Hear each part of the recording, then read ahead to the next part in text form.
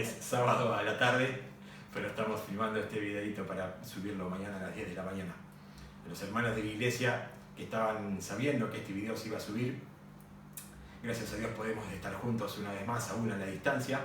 No podemos estar en el templo como nos gustaría, pero podemos compartir y pensar juntos en la palabra de Dios. Aquellos que se cruzan con este video, sean vecinos de la iglesia o tal vez alguno que simplemente navegando por las redes se lo encontró, bienvenido también. Hay algo que no está atado por esta situación y no está en cuarentena, que es el amor de Dios, que habita en cada uno de aquellos que pusimos nuestra fe en Él. Y es eso lo que queremos compartir en esta mañana. En este tiempo que hay mucha información dando vuelta, maneras de cuidarnos, manera de ser precavidos, manera de vivir el proceso, si estamos con el virus en nuestro cuerpo o no, cuando realmente muchas certezas de eso no tenemos. Lo que sí sabemos es que Dios está vivo y activo y sigue siendo Señor de la historia y sigue manifestándose y quiere ser parte real y activa y puede serlo en la vida de cada uno de nosotros. Y en este tiempo previo a la Pascua, que no sabemos todavía cómo la vamos a transitar, si vamos a estar con libertad por la calle y abrir las puertas de nuestro templo, o quizás seguiremos en cuarentena, eso en los próximos días se sabrá. Pero estamos como iglesia pensando en el relato que hace el Evangelio de Juan allí al final del Evangelio de Juan, capítulos 18, 19 y 20, del arresto, la pasión, la muerte y la resurrección del Señor.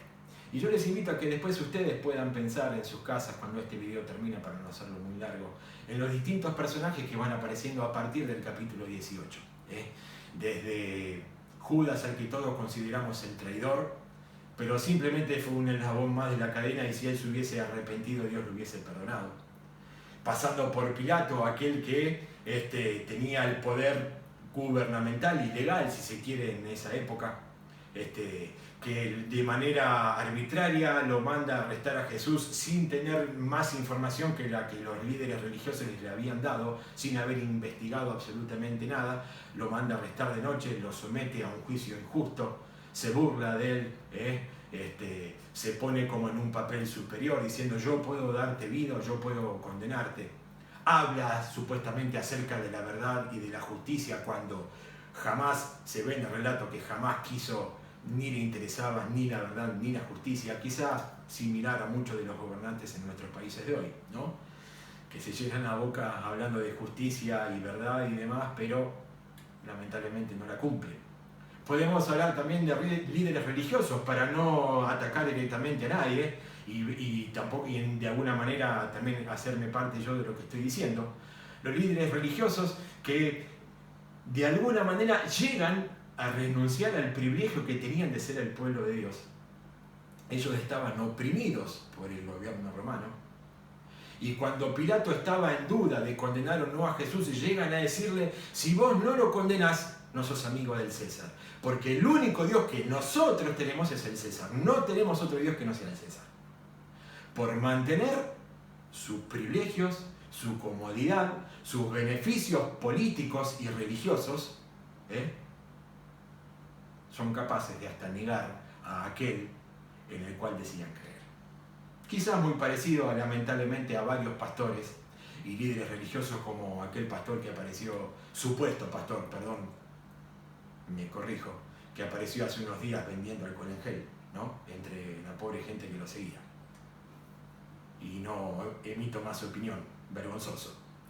Podríamos pensar también en otros personajes que no son las personas buenas de la historia, como José de Arimatea, que pide el cuerpo al final para sepultarlo y ponerlo en su sepulcro, como Nicodemo, que vuelve a aparecer en la historia. Evidentemente Nicodemo algo le habrá quedado de su encuentro con Jesús en el capítulo 3 que Juan relata, y va con perfume para untar el cuerpo del Señor. Podemos pensar previo en Simón de Cirene, que es obligado cuando ya el cuerpo de Jesús absolutamente destruido y lacerado, indescriptible, no hay palabras que podamos usar para describir el estado corporal y físico del Señor, pero aún así voluntariamente Él sale camino a la cruz. En un momento el cuerpo no le da más y no puede soportar el peso de la cruz, y es Simón quien lleva la cruz. Podemos pensar en María, la mamá de Jesús, con su hermana, con otras mujeres que estaban al pie de la cruz junto con Juan. Ahí es interesante ver también el mensaje que Jesús le da a Juan diciéndole: cuidá de mi mamá. Y yo simplemente digo, sin entrar en polémica, si María hubiese sido la madre de Dios, no hubiese necesitado que nadie la cuide. Era la mamá de Dios. María era la mamá de Jesús hecho hombre, con el privilegio y la elección especial que Dios había tenido con ella para ser la mamá de Jesús. Pero era la mamá de Jesús hecho hombre, no fue la mamá de Dios. Podemos pensar en cada uno de esos personajes que forman parte de la historia. Incluso, y por supuesto, podemos pensar en Jesús, con esa entrega absoluta y esa sumisión absoluta desde un principio a la autoridad y a la soberanía de Dios Padre. ¿Se acuerdan ahí en Juan 10 cuando él decía: yo mismo pongo mi vida, nadie me la quita y nadie me obliga a darla? Yo la pongo porque tengo poder para ponerla y tengo poder para volverla a tomar. Este es el mandamiento que recibí de mi Padre. Él sabía que iba camino a dar su vida, pero él también sabía, aunque nadie lo entendía en ese momento, que iba a resucitar. Capítulo 17, versículo 1, cuando él ya sabe que llega el momento de dar su vida, Jesús dice, levanta los ojos al cielo y dice: Padre, glorifica a tu Hijo para que tu Hijo te glorifique a ti. Ya Jesús estaba pensando en lo que iba a pasar después de su muerte. Si él quedaba muerto, era un hombre más bueno, que había sido traicionado, quizá por su círculo más íntimo, y había sido condenado de manera injusta. Y ahí se terminaba la historia. Y si Dios lo levantaba con poder de la tumba, eso iba a ser la evidencia de que Jesús era el Hijo de Dios, el Mesías prometido, aquel que venía a traer salvación al mundo. De hecho, eso fue lo que pasó. ¿Y cómo Jesús glorifica al Padre hoy? Dándole vida eterna a todos aquellos que se acercan a Él con una entrega absoluta, con sinceridad, reconociendo que hasta ahora le dieron la espalda a Dios y pidiéndole perdón al Señor y aceptando la obra de Cristo en la cruz. Jesús resucitó. Eso es un hecho que no hay duda ni siquiera histórica de ese hecho. Pero hoy nosotros, 2000 años después, de alguna manera toda la historia, pero nos hablo, porque me incluyo yo también, a aquellos que nos acercamos a la historia hoy. De alguna manera reaccionamos frente a esa historia, de manera correcta o incorrecta, y hay distintas maneras para reaccionar. Y yo quiero invitarlos a pensar en los primeros 10 versículos del capítulo 20 que nos relatan la resurrección del Señor. Cuenta Juan que muy de mañana, María Magdalena va al sepulcro y encuentra la piedra, el sepulcro abierto, la piedra que lo tapaba la entrada, la encuentra corrida, ¿no? Entonces sale corriendo y va a buscar a Juan y a Pedro y les dice: el sepulcro está abierto, la piedra está movida, Jesús ahí no está, alguien se llevó el cuerpo. José y Pedro salen corriendo, Juan y Pedro, salen corriendo. Juan llega primero porque seguramente era más joven y más flaquito que Pedro. Llega primero y después llega Pedro. Y aquí vienen las tres actitudes. Juan se acerca, agacha la cabeza desde afuera, mira el sepulcro, pero lo contempla de afuera. Eso lo dice el mismo Juan relatando el capítulo, en el capítulo 20. Juan se agachó y miró, pero no miró y no entró. Y muchos de nosotros, o mucha gente hoy, mira la historia, pero quizás no muestra interés. La mira de afuera, sin meterse dentro. La mira de afuera, sin permitir que esa historia, que es una historia viva, porque Jesús no quedó muerto, sino que resucitó, sin permitir que esa historia le traiga vida a sí mismo. Quizás esa es su postura de esta mañana. No permita, no deje que esto siga siendo así. La segunda postura es la de Pedro. Juan se acerca, se agacha, mira y queda afuera. Después se acerca a Pedro y Pedro, mandado como era, Pedro entra y Pedro mira. Entonces mira a su alrededor, ve las cosas como están y mira. Y quizás se le pasa la película de todo lo que habían vivido en ese tiempo, pero Pedro mira y observa. Quizás esa es la postura de algunos de nosotros, que conocemos la historia, que la miramos como una buena historia, hasta quizás como una historia de alguien que fue traicionado, que la conocemos, que hasta la podemos recitar, o alguien nos contó de chico, o la conocimos de grande, pero conocemos cómo se fueron dando los hechos, Pero conocer los hechos tampoco nos hace estar en un lugar de aquellos que permitimos que esa historia produzca algo dentro de nosotros. Quizás esa es su postura. Tampoco permita que eso siga siendo así. Y hay una tercera postura, una tercera reacción, que es la de Juan. La segunda reacción que tiene Juan. Una vez que Pedro está dentro, Juan decide entrar. Y dice él mismo, Juan entró y vio y creyó. Seguramente también se le pasó por su cabeza todo lo que habían vivido con Jesús durante ese tiempo. Las distintas veces que Jesús había dicho, yo voy a dar mi vida, pero voy a volver a vivir. Y ellos no lo entendían. Y ahora lo ve y Juan cree que Jesús es el Mesías, el Hijo de Dios. Creer, poner la fe en eso. Y permitir que esa historia no quede solamente en una historia, sino que produzca en nosotros el cambio. Y que pueda derramar en nosotros eso que decía al principio, el amor de Dios que está listo, listo para meterse ahí en nuestro corazón, listo para darnos paz, listo para darnos perdón, listos para darnos seguridad, aún en tiempos de crisis, aún en tiempos de duda como esto. Es algo que sobrepasa, que va más allá, vida eterna ofrece Dios. No solamente la vida que tiene que ver con nuestra existencia aquí en esta tierra, sino que es eterna, que nunca muere. Y que cuando nuestro cuerpo deje de ser parte de los que están vivos o los que estamos vivos acá, por coronavirus o de manera natural o como sea, estaremos en la presencia de Dios. ¿Cuál es su lugar? ¿Cuál es su reacción? Para aquellos que son parte de la iglesia, sea de la iglesia bautista de Ramos Mejía o de cualquier otra iglesia que reconozca a Jesús como el Mesías, como el Hijo de Dios que murió y resucitó entregándose voluntariamente a la muerte y creyendo en lo que Cristo hizo en la cruz, lo hicieron su Señor pidiéndole perdón por sus pecados y hoy caminan dirigidos por esta vida eterna que Jesús vino a traerle. El mensaje es: no permitamos que ningún virus ni ningún problema nos quite el gozo y la alegría de saber que Dios camina a nuestro lado.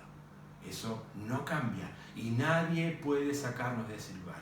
Nadie. No hay nada que nos pueda arrebatar del amor de Dios. Pablo escribiéndole a los Romanos. Y para aquel amigo, amiga o aquel que está viendo este video y quizá tiene la postura de mirar de afuera o de mirar adentro conociendo la historia, pero no permitiendo que esa historia forme parte viva de su vida. ¿Qué está esperando? ¿Qué está esperando? Dios quiere darle vida. Dios quiere darle vida. Dios quiere darle paz. Dios quiere darle perdón. Dios quiere darle una nueva oportunidad. Dios quiere hacerle una nueva criatura. Para todos aquellos que estamos en Cristo hay una nueva vida. Las cosas viejas pasan y todas son hechas nuevas. Pero solamente usted tiene que tomar esa decisión. Y si usted quiere hacerlo en esta mañana, yo quiero simplemente orar por usted. Y le invito a que ore en su corazón conmigo diciéndole: Padre mío que estás en el cielo, te pido perdón por mis pecados. Hasta ahora reconozco que te di la espalda. Hasta ahora reconozco que viví mi vida sin tenerte en cuenta, sin hacer de esta historia viva parte de mi historia. Y hoy te quiero pedir perdón. Hoy te quiero pedir perdón. Y hoy te entrego mi corazón y te pido que entres a vivir con Él, a vivir en Él, y que formes parte de mi vida. En el nombre de Jesús. Amén. Si esta fue la oración que usted hizo y tiene una Biblia, agarre la Biblia y lea. Cuando esta situación pase, busque una iglesia y acérquese a la iglesia y júntese con aquellos que aman a Dios de verdad. No una religión, amar a Dios. Y aquellos hermanos que me están viendo, fortalezcamos nuestra fe en ese Dios vivo que está al lado nuestro. Ustedes me ven acá con el piano. Mi voz no es algo de lo que más pueda resaltar y estar orgulloso. Si bien nadie puede estar orgulloso de uno mismo, pero mi voz no es algo. Pero quisiera que podamos cantar alguna cancioncita juntos. Vamos a hacer un enganchadito ahí de 3 canciones, ustedes las tienen en el bosquejo del culto familiar. Y les invito a que puedan cantar conmigo, suban el volumen del piano o del video y puedan cantar juntos ahí estas hermosas canciones y después que cada uno en familia pueda pensar en esto.